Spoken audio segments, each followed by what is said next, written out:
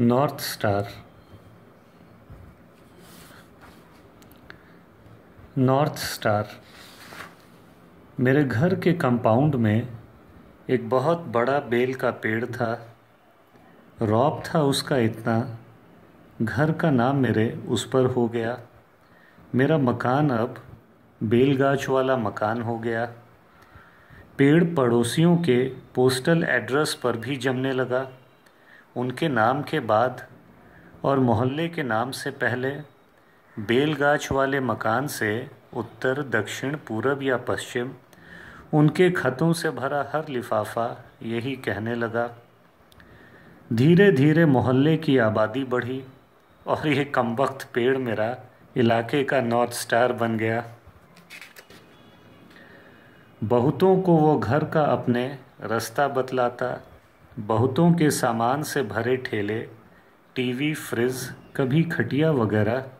एक बार तो एक गैया भी आई थी बंधी हुई, यहीं रुकते और मेरा फाटक खटखटाकर पते की पर्ची दिखाकर ठेले वाले मालिकों का उनके मुझसे पता पूछते।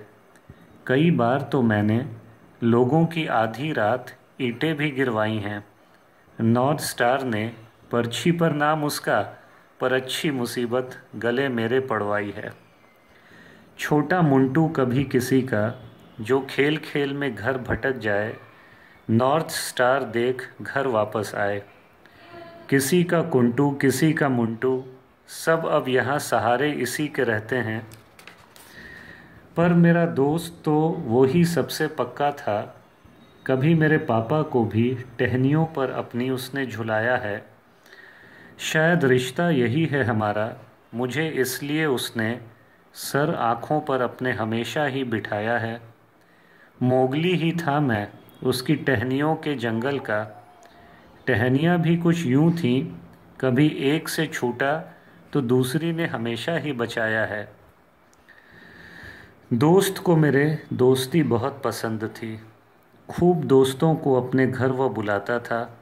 क्या बताऊं, लिस्ट थी लंबी उसके दोस्तों की, उन्हें जोड़ने में। और दोस्त का दोस्त भी दोस्त हो जाता है। दोस्त यूं मेरे भी बढ़ते चले गए। नहीं चला पता दोस्ती में बचपन के वो दिन दोस्तों के साथ बहुत मज़े मज़े में निकल गए। वो सारे बंदर लगभग रोज़ जो मिलने उससे आते थे, वो मुझसे भी पट गए। वो गिरगिट जो बगीचे में कभी फूल बनकर, कभी शाख बनकर छुप छुप जाता था, इसी पेड़ पर रात बिताता था, पर देख मुझे अब वो नहीं घबराता था। वो चींटियाँ छोटी लाल लाल सी और बड़े बड़े से चींटे भी तने को उसके एवरेस्ट समझ, ग्रुप में खूब लाइन बना बना सिरों पर अपने कभी कभी लगेज रख खाने का भी तने पर उसके माउंटेनियरिंग करते ही रहते थे।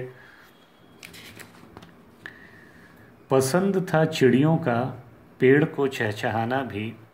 आती थीं बहुत सी मिलने उससे, डालों पर उसकी था बसेरा उनका। वैसे गुंडे कुछ खतरनाक से भी पाल उसने रखे थे। वो कौवे चोंच जिनसे वो उन्हें मरवाता था, गर कोई चढ़ने को उस पर आता था। गुंडे तो गुंडे होते हैं, वो कौवे लूट खसोट कर जो भी वो लाते थे, नीचे पेड़ के वो सब जमा कर जाते थे।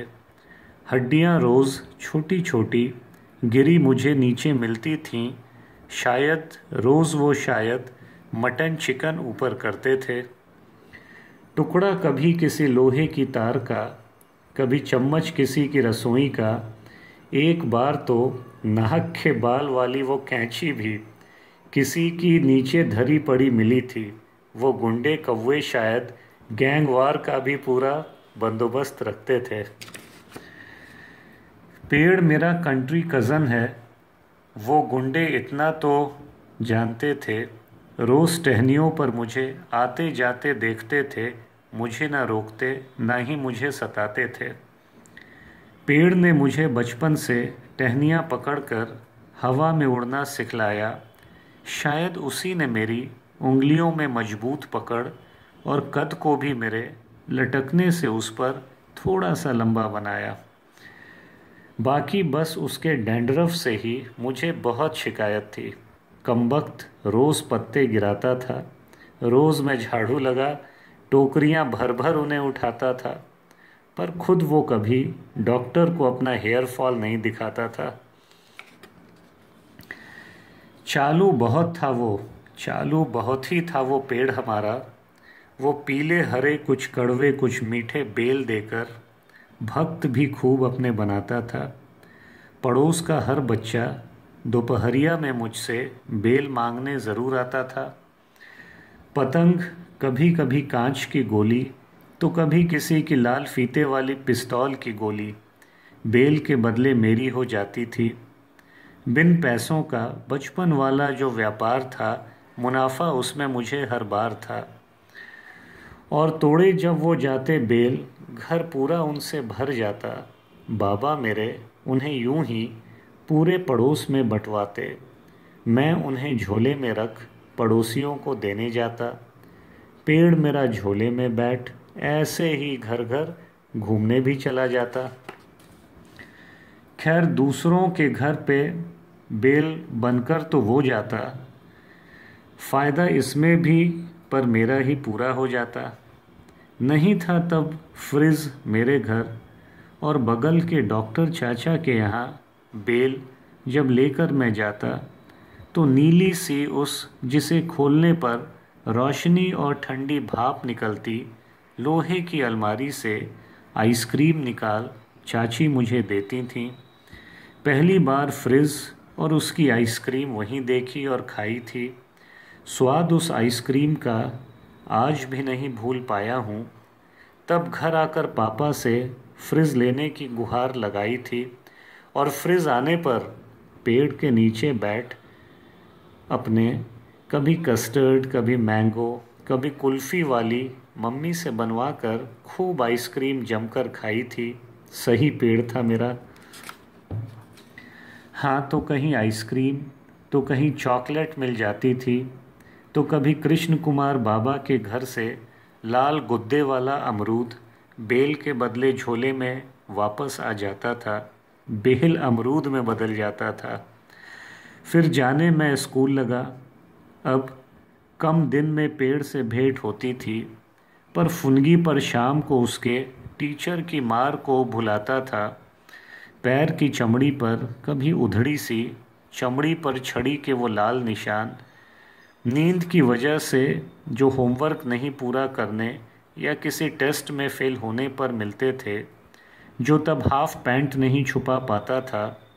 टहनी से खरोंच लग गई पापा, पापा के पूछने पर उन्हें यही बताता था।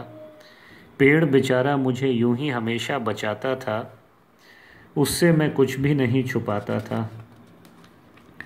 उम्र यूं ही बढ़ती गई और अपने इस पेड़ से मेरी दोस्ती भी। जो पल हमने मिलकर साथ जिए, अब दोबारा मुझे वो कभी न मिल पाएंगे।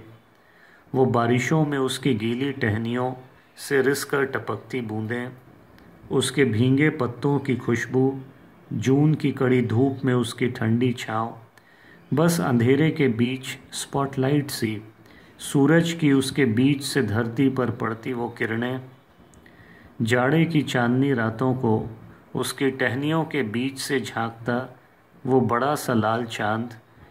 कमरा मेरा छत पर था और खिड़की उसकी टहनियों के करीब तक, और हाँ, ढकी रहती थी उसकी टहनियों से मेरे घर की आधी छत भी।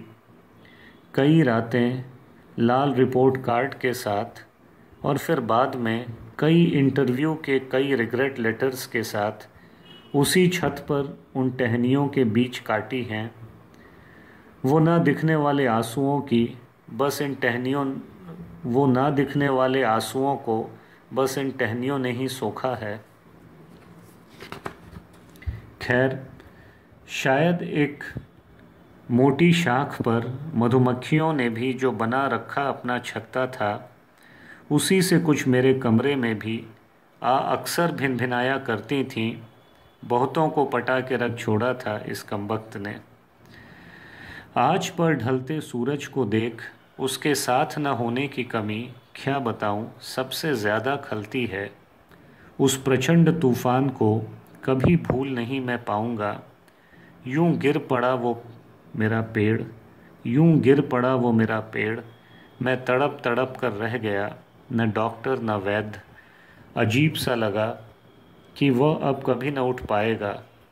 कितना बूढ़ा हो चला था वो, पता नहीं चला। यूं उसने इस बात को छुपाया, न सोचा था मेरे जीते जी वो यूं चला जाएगा, दुख ताउम्र का दे जाएगा। गर आपको चाहें और वह गिर जाता है, कट जाता है, उसे ना बचा पाने का अफसोस उम्र भर एक नासूर सा बन जाता है। आपकी यादें बन वो आपको ताउम्र तड़पाता है। हाँ, पर जाते जाते भी अपनी दोस्ती का उसने फ़र्ज़ निभाया।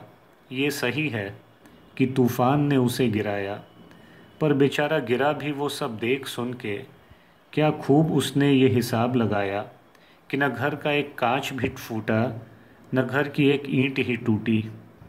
और जब मैंने दरवाज़ा छत वाले कमरे का खोला, सामने मुझे गिरी वही डाल मिली, डाल वही खुरदरी सी जो मेरे पकड़ने से बीच बीच में चिकनी हो चली थी।